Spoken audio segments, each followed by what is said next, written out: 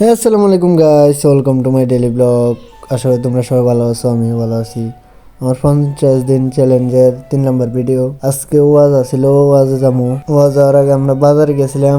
বাজারে যাওয়ার পরে দেখতেছি ব্যাডমিন্টন কে খেলতে আসে না, সবাই ক্যারাম খেলতে আছে।